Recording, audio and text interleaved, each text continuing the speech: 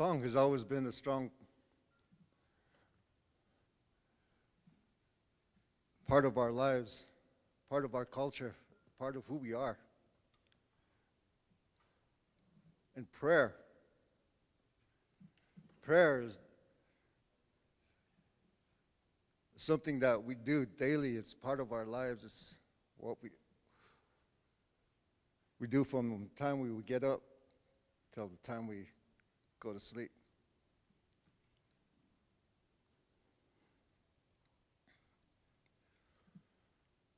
Today we're going to be talking about governance.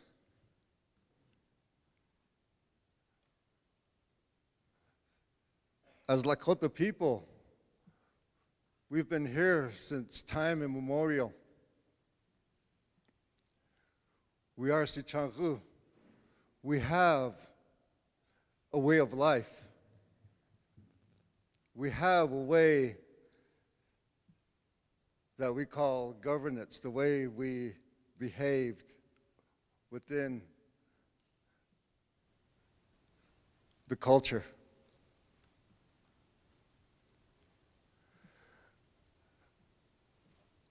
And this type of governance was brought to us from the stars, brought to us from the Creator. It was in the form of a pipe by a white buffalo calf woman. Were certain things that we had to do as a people to survive. And that is what I call the 14 guiding principles of who we are. The 7 sacred rights, the 7 virtues. The teachings of the white buffalo calf woman. Star knowledge, where we came from.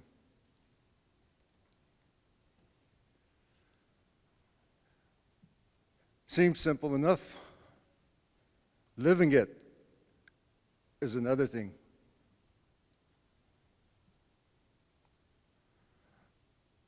Our way of government, our way of life was interrupted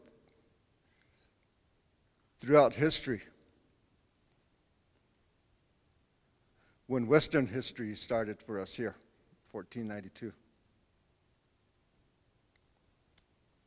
Culminated in this treaty in 68.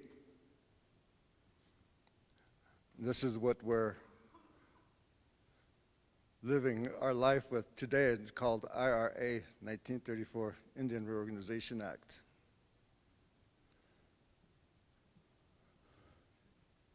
In 1934, traditional form of government was replaced for a New Deal, it was called. It was supposed to be prosperous. But as we see today, those promises have fallen short. And I think today it is up to us, again, as an Oyate,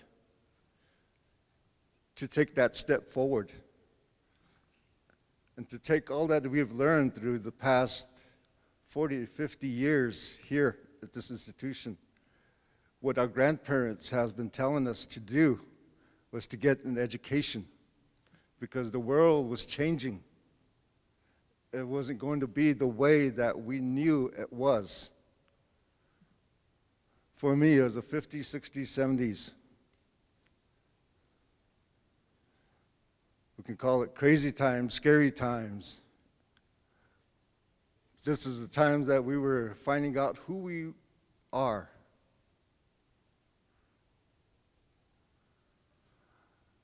An instruction.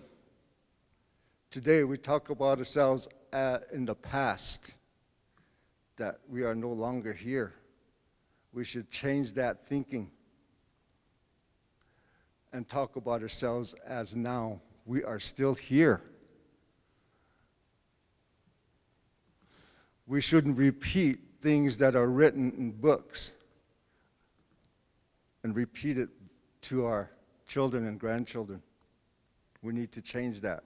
We need to change a way of life that will benefit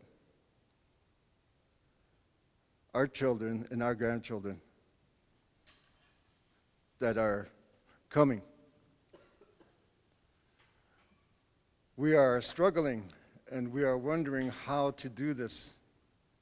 This is a place to do this, but it's up to us to practice this at home, to teach our children, our grandchildren, these values about who we are.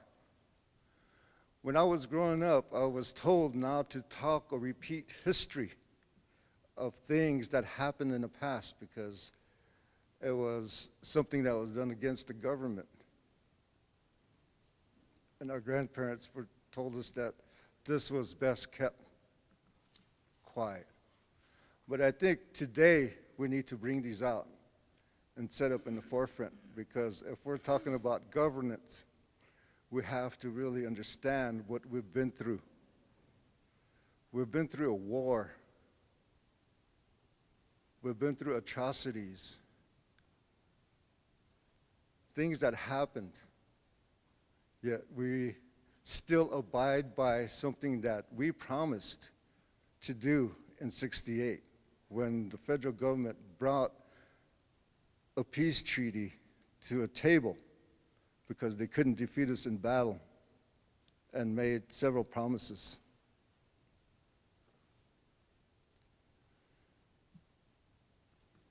We as a nation are a warrior society.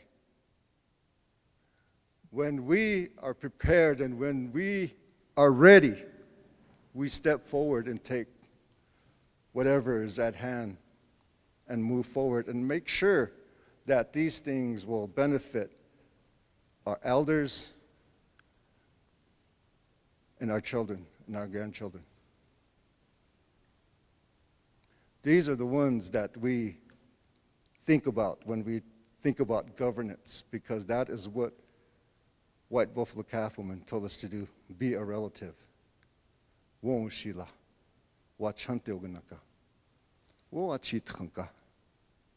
Be above everything.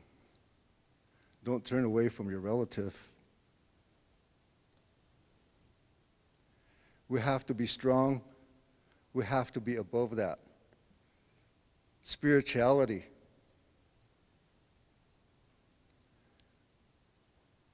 has what brought us this far, but also humor and laughter. Lakota, we like to laugh, we like to tell jokes. No matter what happens, there's something there that happens that we get a good laugh off of, and then we go on. So today, let's put our minds together. Let's put our hearts together and see what we can do for the future that is depending on us. They're asking us, what have you done for me? So let's think about the children. The ones that have no jobs, that have no income. Today is a hard day, and the end of the month is always difficult. It's tough because there's no income, there's no money, no jobs. We have to put a value on what we hold sacred, and our language is sacred. Our way of life is sacred, and it's called governance. Let's do that today.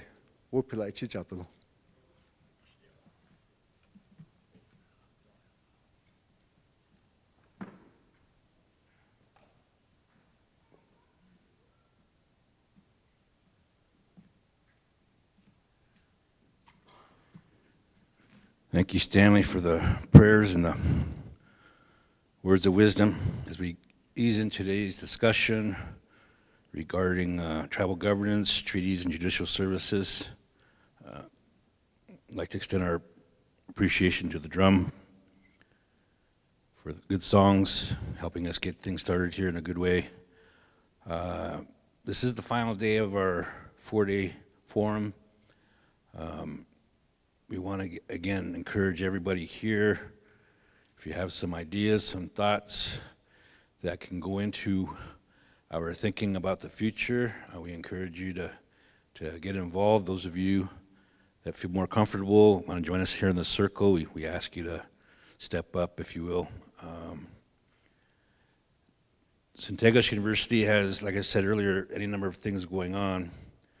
We are in fact updating our institutional strategic plan, and so a lot of things being said here will be considered as part of our strategic plan. And I know there's other organizations here on the reservation that are also organizing their strategic plans, and so there will be some follow-up meetings with the different groups on the topics that we've been covering to basically talk about a collective effort, a collective action plan for the tribe, for the Sicangu Oyate, and as been said the last 3 days regularly, that we have to come together, we have to be good partners, be good relatives to accomplish it. We can't do it by ourselves. And the challenges and the issues are many, but we also have, like I said, the intellect, we certainly have the spirit, we have our traditions to move forward. And when it's all said and done, it isn't about us, but it's about the children, the grandchildren, those yet to come. At the same time, we have an accreditation self-study that we're involved with. We talked a little bit about that on Tuesday regarding our education forum and how we, as a higher education institution, have to establish several processes that ensures the integrity of what we're teaching and the quality, and that the students are getting a relevant education and preparing them for the future. We also have another accreditation process with the World Indigenous Nations Higher Education Consortium, WINHEC is the acronym, and that's a different flavor of accreditation, and that's focused on our Indigenous Culture Education, our Lakota Studies Department. Some people maybe have thought that we've stepped away from our foundation, but we really haven't. We've stepped back, though, and looked at how we're providing Indigenous culture education and reframing our efforts, looking at issues of relevance, of both historical and contemporary meaning. We're also looking at teaching and learning. How do we teach the language? How are young people learning the language? And all those other attendant type of topics that are associated with their education. We have, in 18 months, a major milestone, 50 years, 50th anniversary of Stanley University. And again, that's been a undercurrent in terms of our planning and looking ahead at the next chapter. And so again, we're organizing the planning committee and invite the community and tribal members to help us begin planning for that celebration. I was fortunate to go to the Southwest here in September, and the very first tribal college, then known as Navajo Community College, now known as Dene, very first tribal college in the country, they celebrated their 50th. United Tribes Technical College in Bismarck are celebrating their 50th this year, along with the National Indian Education Association. So in contemporary Indian education, we're evolving and we're coming to some key crossroads. And again, that's kind of what this program here is about today, is looking at the crossroads and looking how we get down the future. I appreciate Stanley's words about the treaty. It was last April when people came together at Wyoming to look at the 150th anniversary of the Fort Laramie Treaty. And I know there was still a lot of, frustration about the treaty provisions that aren't being kept, and the promises and the commitments that were made by the federal government. They're very much alive today, and so we need to stand up. We need to come together and stand up. And one takeaway from the discussions about 1868 is it's alive, and it's legal. It's a supreme law of the land according to the United States Constitution. And how do we interpret? How do we interpret the provisions for education, health, and other issues that were attended as part of the treaty provisions? How do we translate that in 21st century context? So that's what awaits us, and there's different entities and tribes that are searching for the answers to that question. How do we carry on with the treaty? And so that's going to be, I think, a robust discussion here today. Right now, it's my pleasure to introduce the president of Sicangu University. He's the longest tenured president of any college university in the country. Would you please welcome Dr. Lionel Bordeaux?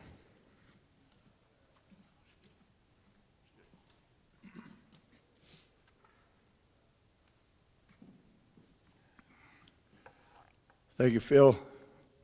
Chanchera, Yuha Tony Yahipo and Yuha. Opilat Kanka, Echichaplo. Natona Lil. Doka tuk textil leli. Ja umna le anakoptana kokia, Isha and Yuha. Stai. Lea Petukiha. A Petwash Demonji. Yuhapo. The level chuma Wanito ota wonspe wakatia yuchlogiale takushnischni ochanku maji onkich ichagachterchi onkiap. Sähe wanito yohila walehansna oyate kiha echetka hena onyakiapo hena onkiksiam no kisha hektakia opilat kanka onkenicha takukulel echunkum na is Woglakapi na is wat sheep onhokte. Sahel wa hel na ko donakel. Ja ubna ha wat sheep nish ja lowankte.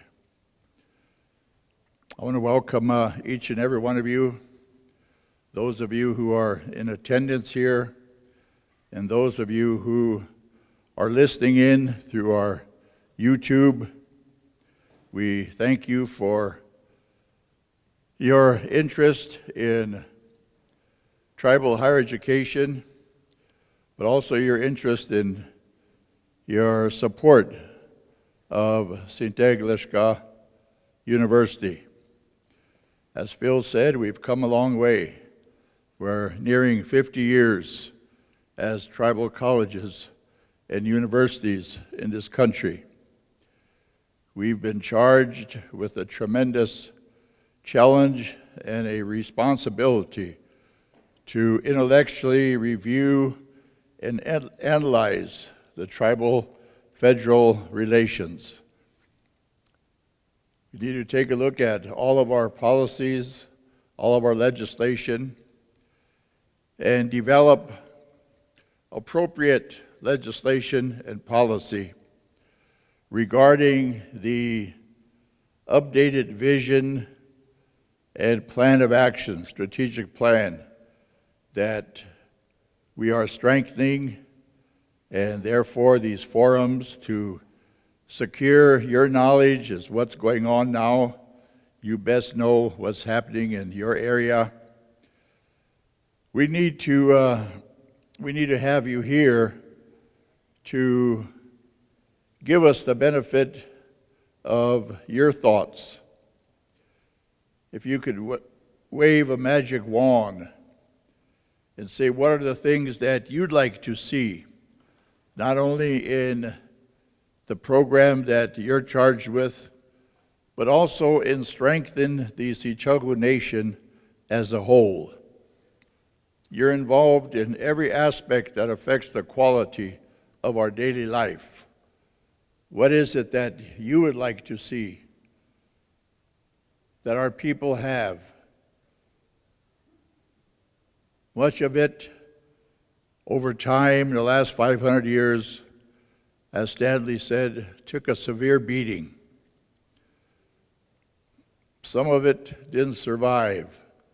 In fact, some whole tribal nations didn't survive. Millions of Lakotas that are Eastern Seaboard friends, relatives, tribal nations across the lands and the continents literally are no longer here. We know they're in the spirit world, just as our ancestry, but we know that they continue to be very concerned as to their future descendants within their tribal nations. and as families who stood together. We saw it at the Little Bighorn, where thousands of warriors, Lakotas, come together to address a measure aimed at extermination. But we survived that. And visionaries today, decades ago, Stanley Redbird Sr., and Bill Menard, and Isidore Whitehat, people like Nancy Whitehorse, many others come together on Rosebud and created an institution of learning and named it after the Itancan, the chief, who brought us here, amongst the other many leaders. Chief Spotted Tail, Sintegleshka. And as such, this institution is named after him. He paid the ultimate price for his belief and his dreams. He and people like Crazy Horse, they knew tough times were coming. And I was once told, and I always think about it at the times I go to Bear Butte up in the hills, that Crazy Horse stood there one time talking to his people, and they said he cried when he talked about the future and his concern for future generations. Probably one of our most tremendous warriors. It may well be the most noted Lakota that we have globally. Very concerned about what awaited future tribal nations. And likewise, Stanley in the Sicangu Oyate with Webster Two Hawk in the Tribal Council back in 1970 and 71, had that same concern and talked about creating an institution of higher learning through which to strengthen who we are. And we're at those times. We've been doing it now for 50 years. But in large part, we've been doing it within a system that has not always been good to us. And that's what the idea that the framers had, was to redefine and to define and articulate who we want to be as Lakotas, Dakotas, and Hakotas, and not who somebody else wants us to be.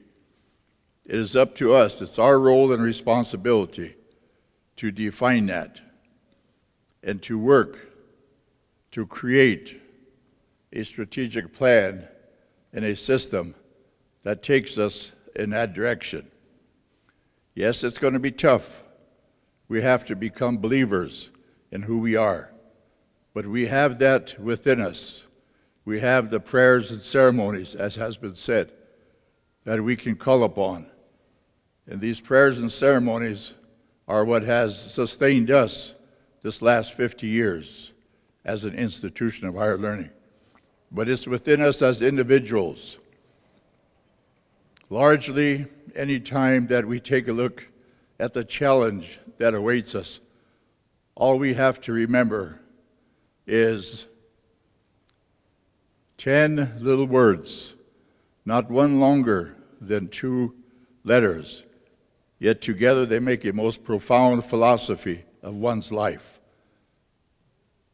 The message it spells out, those 10 little words are, if it is to be, it is up to me. If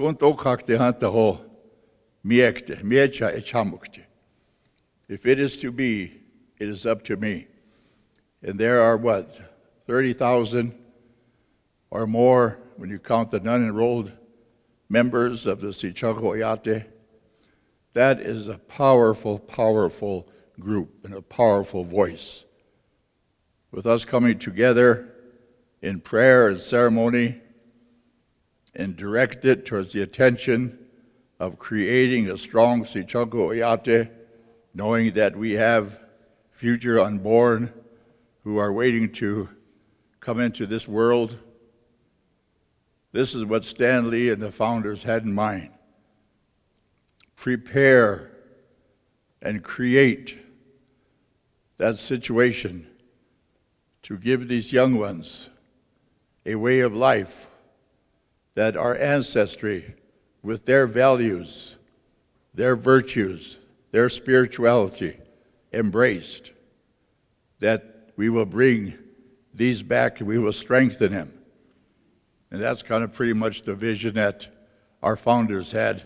And it's in that direction that we continue to hold these forums and discussions. And as Phil said, we all need to set up a system where we come together and we bring all the stakeholders in and set them up in a systematic system.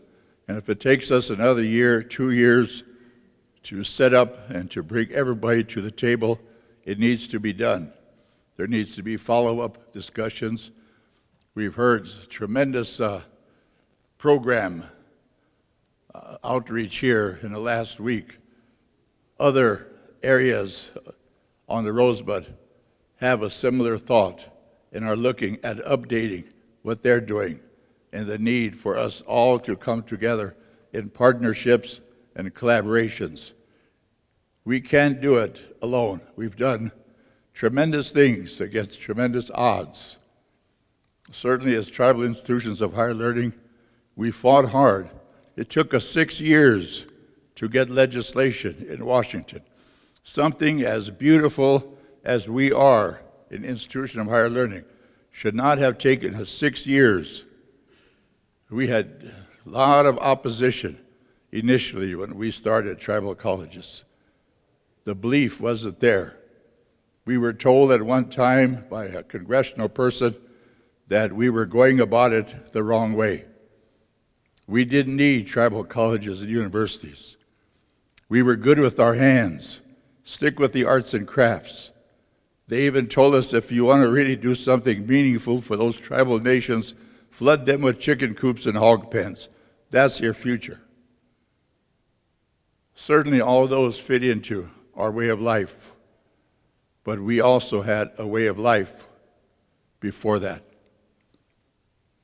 Yes, there's any number of things that colonization brought that we can utilize, but there's also any number of things that colonization brought us that were not to our benefit, and we need to weed those out or to redefine them and to restructure them so that in time we have a way of life that embraces Woglakapi. And that's the vision that our founders had, and that's what we're going forward with. We had a gentleman by the name of Rick Williams. He was the former president of the American Indian College Fund, who I want to also talk about in another fashion here pretty soon. But he said, tribal colleges and tribal universities will shape the future of Indian country. Very well stated. And that's our calling. And that's where we appeal to all of our listeners for their prayer in support of this challenge and of this message. And speaking of the American Indian College Fund, I want to ask the audience and the viewers on YouTube to pray for a family, Murray and Gail Bruce, and their daughter, Dakota. Gail mobilized the people in New York City, amongst them Ann Schwartz Hansen, a movie actor who used to be on As the World Turns or the Days of Our Lives. Years ago, she played the nurse in there. She teaches at BYU. She teaches movies, directing, producing, what have you. And she's been out here, and we'll bring her back again, because this is an area that we feel that we need to do. Dance with Wolves did a lot of things. It showed the world that Lakotas, we can be human beings. We can laugh, we can cry. But there needs to be a follow-up to the movie Dance with Wolves. And it's a responsibility of somebody like ourselves to sit and one day write a script and take that script and make our own film or documentary about who we are and what is it that we're trying to do, and how tribal colleges has been the educational arm heading us in that direction. But Murray is sick, as I mentioned yesterday, and we need to pray for a miracle. And I'm going to ask a moment of silence here and ask those viewers throughout the world to also say a moment of prayer for Murray Bruce, and that one day we will have the Bruce family out here and we can honor them for what they did in helping to create the American Indian College Fund, but also in securing the Heritage Center out here. Gail went out and almost single-handedly was able to get 32 buildings donated to tribal colleges, as well as all the fixings, the plumbing, the lighting, the heating, everything that went with it. She went out and was able to get all of this donated to the tribal colleges. And we come out here, and she went to the New York City Institute of Architecture, and the dean and 25 students come out here. And on a very blizzardy day where they shut down the interstate, they had to stay in wall for 3 days. They come here, and in one day we were able to put up the walls under the direction and leadership of our local carpenter, Bob Emery. And that's how the Heritage Center started. But right now, Gail and Murray and their daughter Dakota need our help. And with that, I'm going to call for a moment of silence and prayer.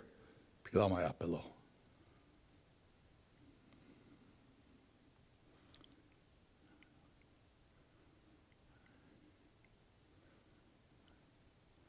Wopila, thank you. And with that, we'll proceed. And I'm glad to see the treaty people are here. And we'll turn this back to Phil, and I presume we'll get words of treaty is probably the most important document that we have going in our behalf. And through its authority, many things need to be addressed. It brings us the sovereignty. It brings us really the authority to be who we want to be and to make the changes in all areas affecting our life, to strengthen culture, redefine education, restructure, bring together economics and education, pray with the spirits of the land, see how we can work together in partnership with our land to address poverty, both economically and nutrition, how we might address our tribal government and bring back a lot of the traditional manners by which we used to govern ourselves, as Stanley said, but also in the areas of health, judicial, family. We talked about housing here yesterday, energy, transportation, and certainly technology. Being able to utilize that technology for our benefit. And educationally, we talked about a national tribal university, how this institution might avail ourselves in addressing some of those issues. and helping also to address the late Stanley Crooks when he said, show a presence in the Black Hills, become involved in culture, education, economics, and veterans in the Black Hills. These things all await us, and we're talking about the next chapter. Pilama Apalo. Thank you.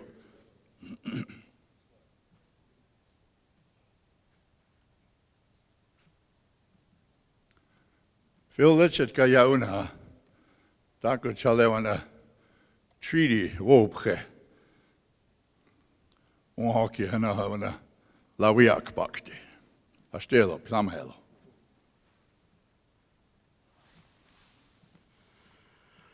Ho mitake pe Yuha chantewa stiana pe o choose papelo. Hiana nachti nawa chianka. Ja Leon Petuki ja taku I Woglakapi pe. Hocoka Kanshi Rick 2 dogs taku Oyate tsa oblaki. Waton lexiku ki doki wachio manis atsa Macy, Nebraska taka inachini yake. So I was talking about Matkanshi Rick 2 dogs. He's talking about his uncle. There was a powwow in Macy, Nebraska. He took off to go to that powwow. And when he got there, he was running late, and he was looking for the facility where the powwow was. He got to a big old community center or gym, a lot of cars outside. So, you know, thinking that's the place, he got dressed outside, you know, he got ready. It's ina chikalni igluyana. Ona igluyana to me khlala to me nas yo wahanki kitabke. He said when he walked in, it was awake. So then, not to be outdone, he went up to the casket and faked like he was crying. And then he shook everybody's hand and he left. We talk about humor. It's always good to have humor.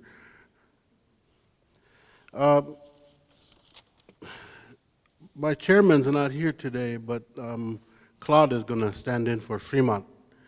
Fremont is our chairman, Fremont Fallas, and then Sam Highcrane's our vice. Sam works at St. Francis. He couldn't make it. I think they have parent day or something over there. So Claude is going to fill in for the chairmans. Today we come full circle with the treaties. We wanted to we want to assert our inherent sovereignty. That's who we are. Thousands of years, our language, our history, our culture, that's our inherent sovereignty, and the land where we live, where we travel, where the buffalo went, where we went. So you think about that inherent sovereignty. As we came along, they made treaties with us. The federal government, the French, the British, Spanish. But before the treaties, you have to remember the doctrine of discovery. There was a pope that issued there's different popes along the way, but it's called the papal bulls, or papal bulls, some say. And in those bulls, they instructed the Europeans, the explorers that were going to come to this new world. It's not new to us because we've been here, to discover this place. And when they came here, that we were here. And they instructed them to kill us, to take our possessions, to enslave us, and to Christianize us. That's basically what they were told to do. And then we come to the treaties, and we want our land back, and the U.S. government, the Supreme Court, uses that doctrine of discovery to overpower us. They call that plenary power. So they can do whatever they want to us because of this. And that's going to be one of our areas of emphasis going forward, is getting the Pope Francis, I think he's a more friendlier Pope because he's from the Americas, to abolish those bulls. And who knows what that's going to do for us. It could open up more court cases. We might be able to get our land back, our treaty land. That's the other work that goes with that is in the United Nations, because the treaty is international law. If you remember, it's the Article 6, I think, the U.S. Constitution says that treaties are supreme law of the land. That puts us at the same level as international sovereignty. We're in the same level as the U.S. government. And the state government is below us. So that's about asserting our sovereignty. Our mission statement, we have a mission statement for the Treaty Council, and that's to assert our dominion over treaty land, our inherent rights. And so we wanted to codify our own laws within this treaty land. We worked on a law that we call the Travel Code. It was mentioned here in previous meetings, maybe a year ago, 2 years ago. Then it leads back to our Constitution, our RST Constitution. This travel code that we wanted to pass for the Oyate Sicangu, all our tribes, was to establish a law for you, our relatives, to travel anywhere on the treaty land, anywhere, to pick rocks, to get medicine, things like that. But we ran into a wall. Look at our RST Constitution, and in the jurisdiction section, it says that our jurisdiction is within the 1889 Act. And that now, the other problem is we're still wards of the federal government, because in our Constitution it says per approval of the Secretary of the Interior, the Commissioner. So now you understand why they call us domestic dependent nations, or wards of the government. We have to, if we have to do work for treaty, we have to free ourselves from this federal hold. And that's what it is, it's a federal hold. We're not truly sovereign unless we take that out of there. The Indian Reorganization Act, if you recall, was a gentleman, one of the gentlemen's name was John Collier, and he believed in the tribal right to self-govern. And he wanted us to make our own laws and to rule ourselves, to control our destiny. But when he took this back to the Congress, they changed it. They changed it on him. But he, early on in those days, he seen what needed to be done. So today we have some work. We have a lot of work to do. We need to change that Constitution, which leads back to the Lakota language. history and culture, that's our sovereignty.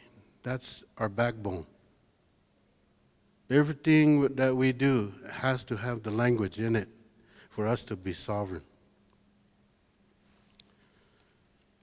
Sometimes I'm still, I say things, and sometimes I might offend someone, but I ask for forgiveness. What I understand, education is good for you. But if you're not retaining your language and your history and culture, then you're becoming assimilated. Now that's an individual thing. Get your education is good, but keep your language too at the same time. Then you'll be fully educated. You'll be exercising your inherent sovereignty of who you are.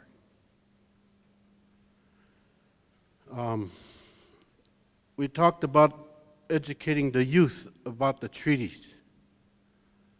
So the Treaty Council made a MOA with the St. Francis Indian School, and we're working with them hand in hand on these issues here and hoping to get the young ones educated, because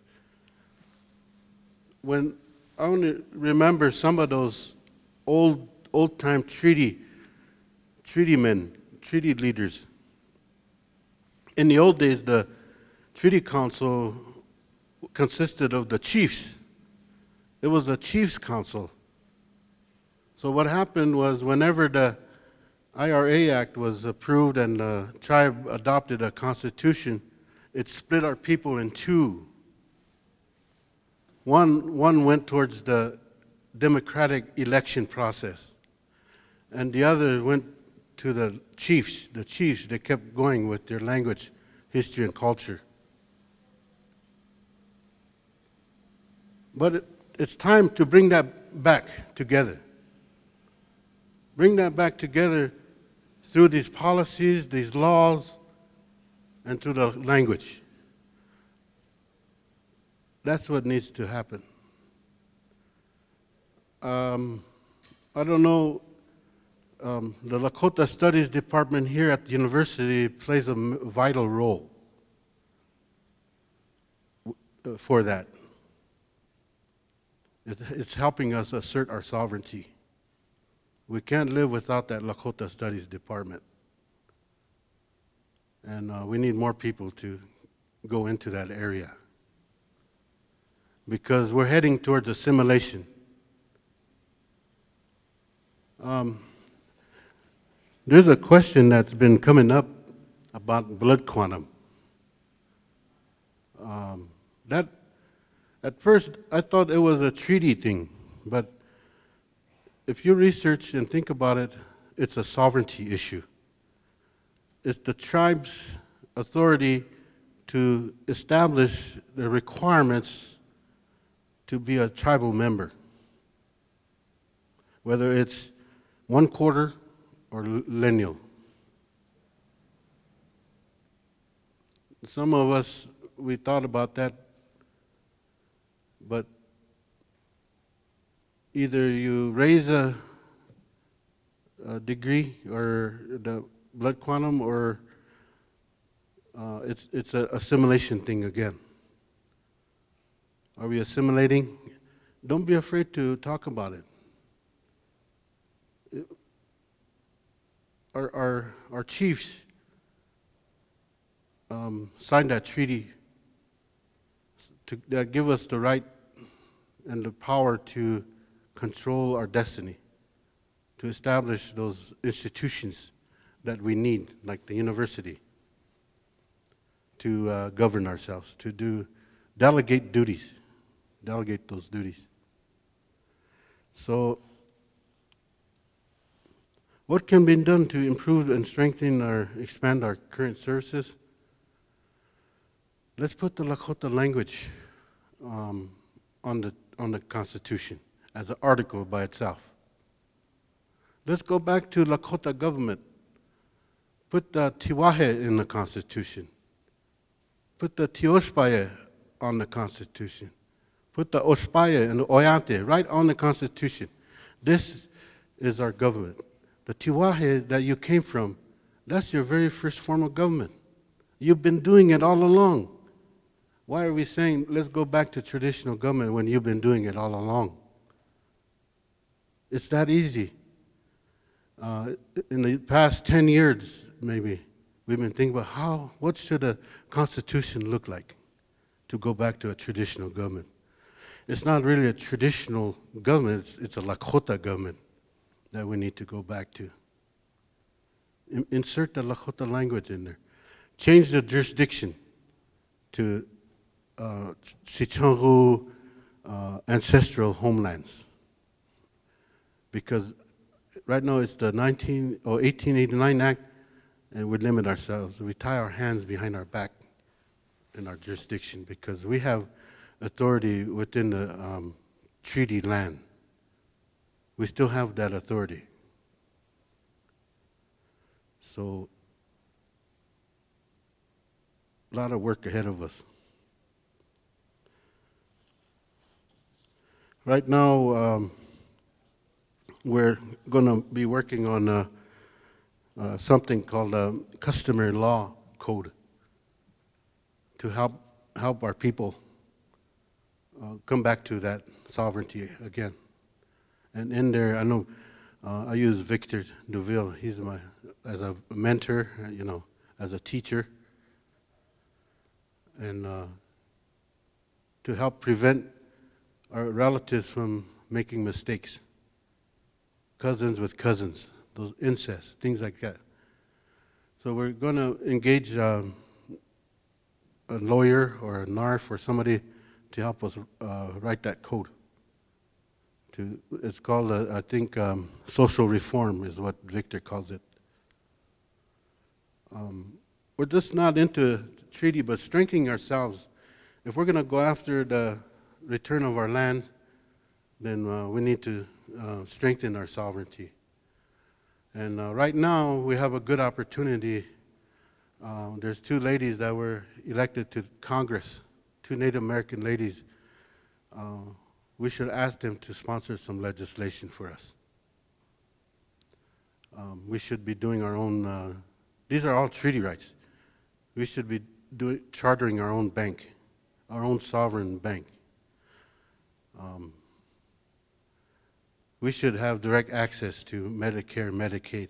We should have direct access. We shouldn't have to be made to go through the state of South Dakota to access those. So we need to sponsor legislation for that. I don't think it's been a while since we've worked in that area of creating legislation and for Indian country, basically. And it has to do with treaty, strengthening our treaty rights.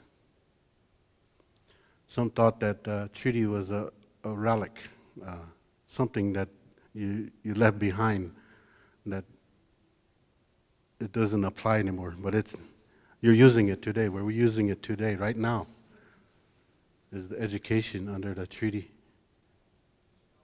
And we're trying to do some work with keeping the Oyate Sicangu united. So we're asking each tribe in the Great Plains, the Oyate Sicangu, to create a treaty office and to have a treaty council there. And we want to create a headquarters in the Black Hills, Oyate Sicangu headquarters. And those are kind of what we're working on. We're also working on doing a cultural center at Rosebud. We're fundraising right now. We submitted a grant, and we're going to approach some funders to continue the work in treaty. Also, at this center, we're going to have a ceremonial room where we can do our ceremonies. We'll have Inipi there. We'll have some classrooms in there. We'll have a display in there, like a museum. But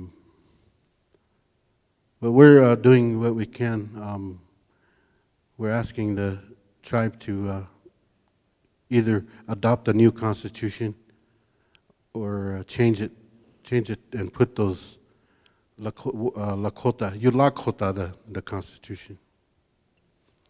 So we're always available to discuss your concerns. So I'm going to leave some time for Claude. Claude is on the Treaty Council. Lecha Yona Dakuning.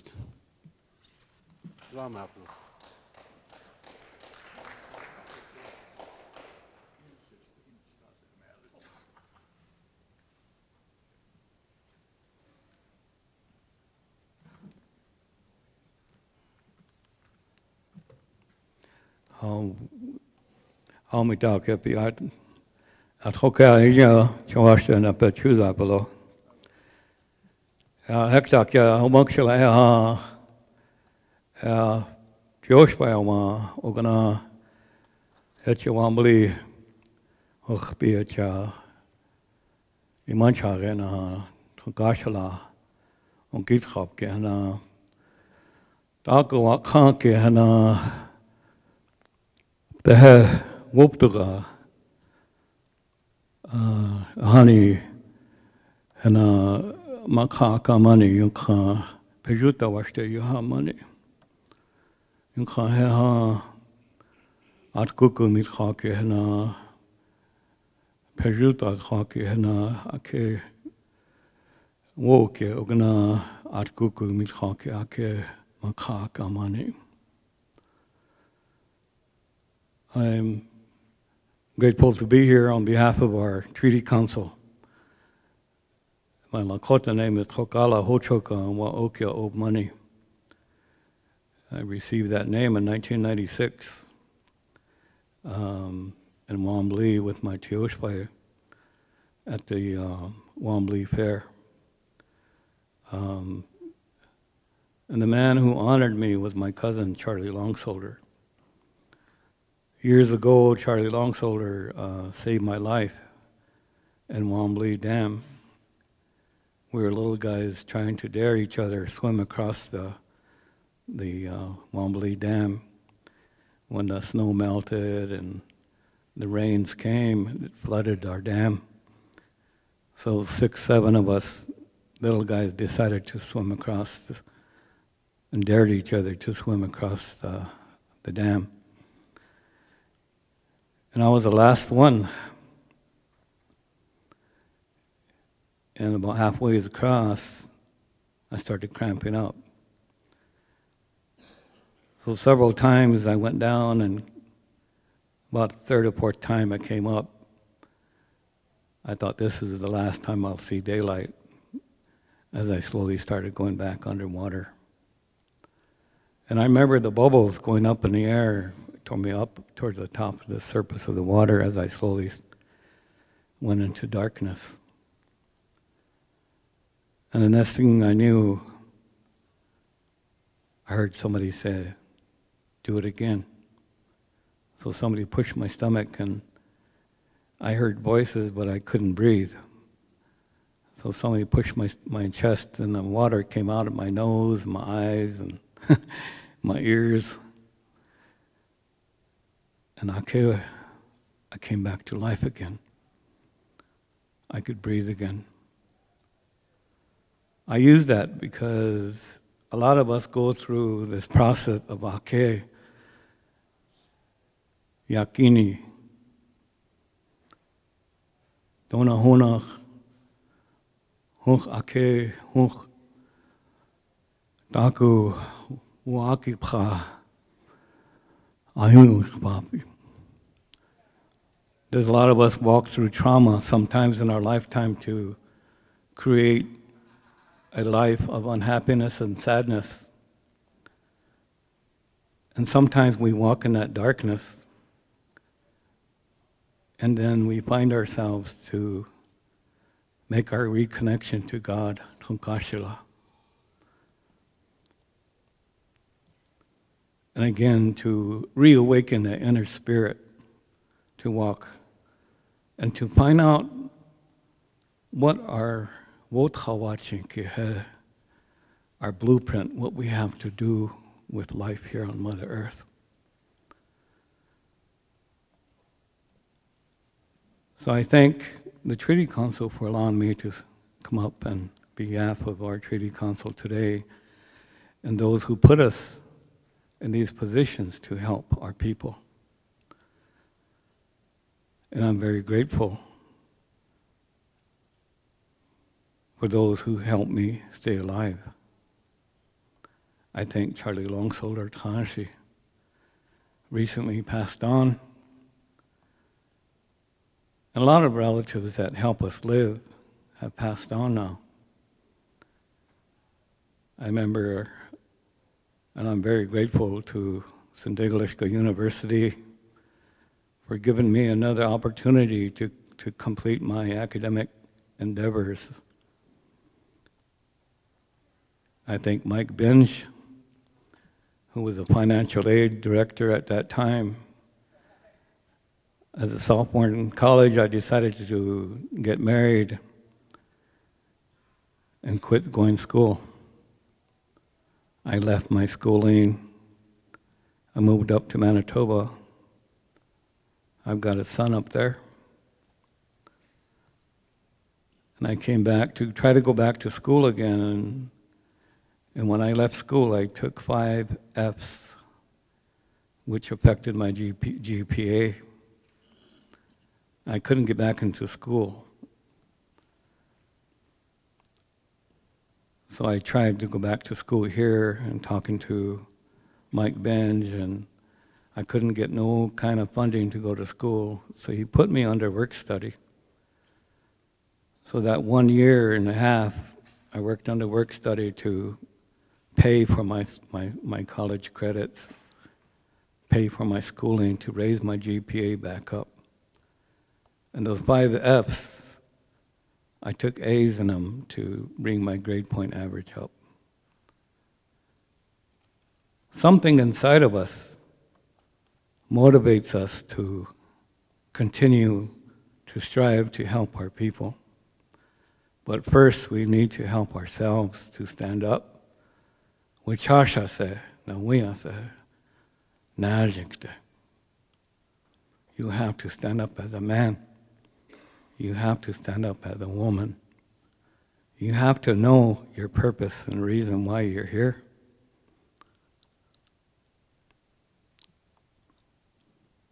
I always believe that because of somebody's prayer, you're here. I thank all the grandfathers and the grandmothers who constantly to us as I was growing up. And I think my generation is probably the last of the few that the uncles, aunties, and grandpas and grandmas to us constantly.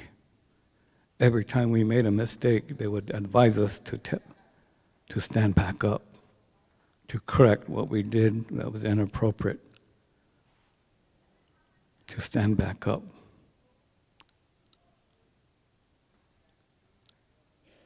Wama kashkan oyate etanya hilo. Wama kashkan oyate etanya hilo. You come from that animal nation. Your relatives are the animals. As I got older and started to educate myself, I wanted to know, in those words, where is it, does it say animal? There is nothing in those words that says you're part of the animal family. But what it says is makha. Makha. Earth, dirt. You come from the earth, dirt, nation.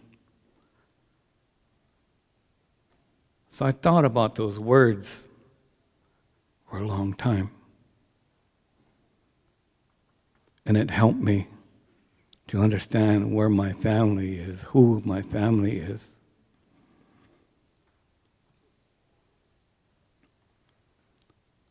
my first and last time I ever shot a deer.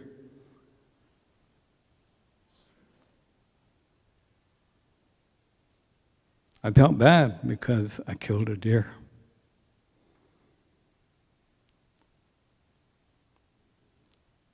I went on a lot of hunts, but I quit hunting after that. I quit trying to shoot our relatives. And these are the ways and teachings that we grew up with. Our people were loving people.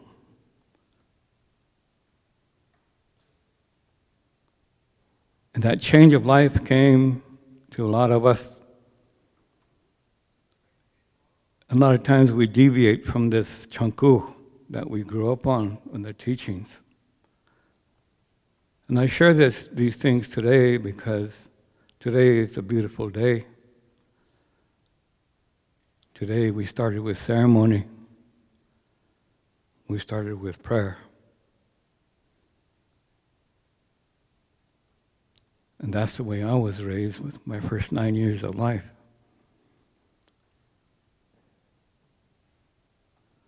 And I would share with the young people today when I go talk to schools that there's a grandmother that goes around to a lot of our communities and talks to our spirit while we're sleeping and asks, who are you? Nituehe. Who are you? So a lot of things that we must do today to help each other is we have to set aside the anger, the hatred,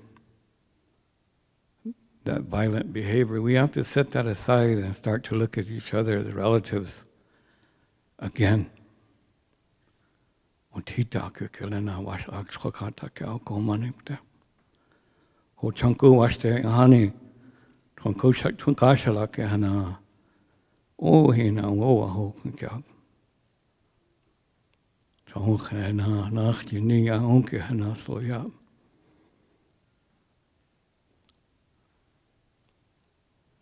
And I say these things because I care.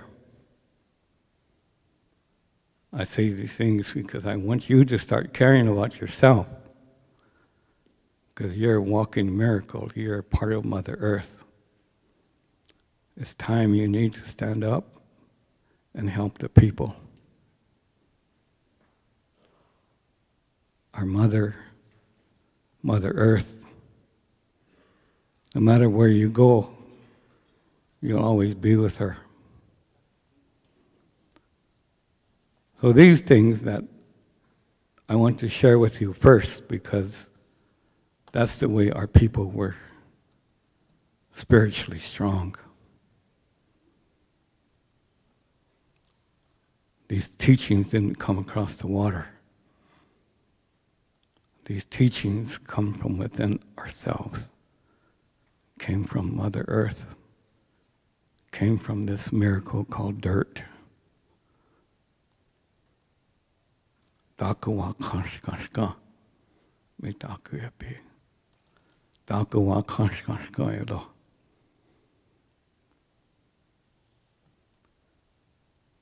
As I furthered myself in education, and trying to find a degree to help our people, the deeper I dug in American history, trying to be an American history teacher, the sadder and angrier I got because of the mistreatment of how our people were treated. I went as far as the Federalist era, and I got so sick and tired of reading how the government treated our people, took our land, took our relatives. Millions and millions of our relatives are not here today. And I see the energy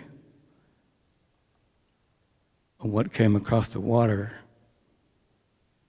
and how it's killing us. That is why I ask you as relatives, each one of us has that power. Each one of us, every one of us has that Wakan energy. We need to find that. We need to go inside of ourselves and become that strong ingredient that we need. The ones that we talk about today.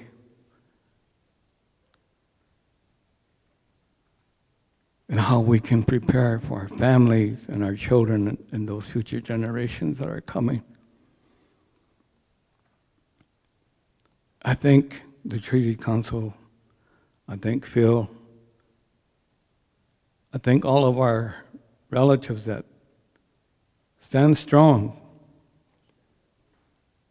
for what we believe in.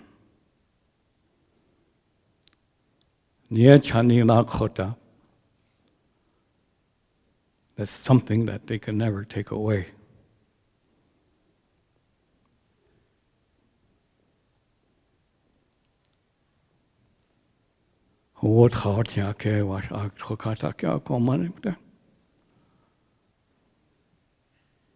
That vibration of the drum, that heartbeat of Mother Earth, and why our earth body is so happy when we hear that drum. So I'm glad to be part of this celebration today. I'm glad to be part of the celebrations that celebrates what we have. And sometimes I say what we have. And we need to put away all the negative stuff to help each other. And I encourage that. I went to the 1868 Fort Laramie Treaty Conference they had recently at that 150 celebration, 150 years. It wasn't a celebration for our people.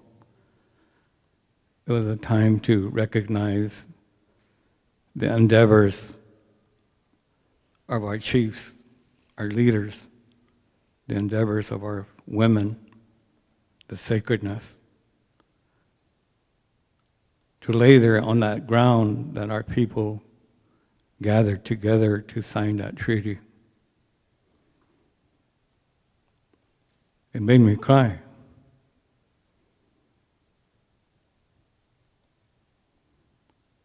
Where is the energy we once had?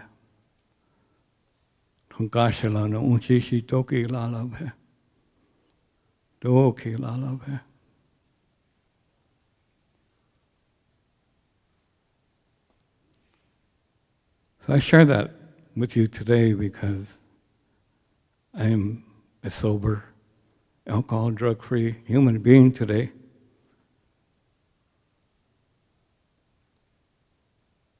And a lot of us, we recently wake up. We recently wake up again and try to help our people.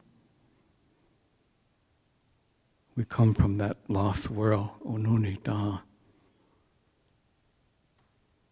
So I'm glad to be part of this Hocoka today. I encourage all of us to continue helping each other. I know I'm going to do my best as a Treaty Council relative to help our young people and future generations that are coming. It is the strength, and it's legally a lawful binding contract. There are two things that I've seen this past Fort Laramie 1868 treaty that was there originally. One was good and one was bad. The good one was that the Chanupa was there to help bind this contract. And it's still a strong binding contract today. Many cases have been found upholding that treaty. we have to keep at it, because I know we're going to win. And the sad part that was there at the treaty, I seen pictures of that too, was the things that they gave to our people. And the worst one was whiskey. And since then, we still haven't let that go. We need to let that go to help our people. And I remember grandfathers and grandmothers used to say that growing up. Hocoka, which Hokuja uelo. Hocoka, which Hokuja uelo. And I'll keep saying that until the day I go. Because we need to help ourselves and help each other. We need to regain our land base. We need to regain what is ours.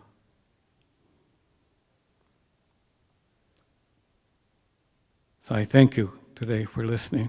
I thank you for being here. I thank you for allowing me to be part of this Hocoka. And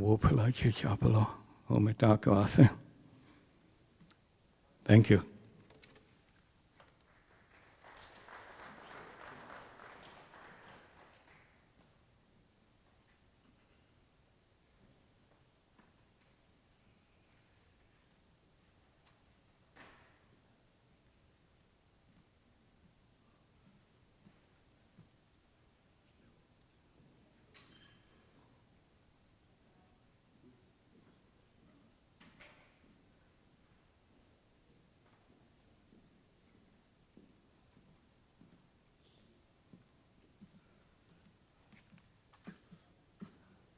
I've been asked to offer a prayer for the meal.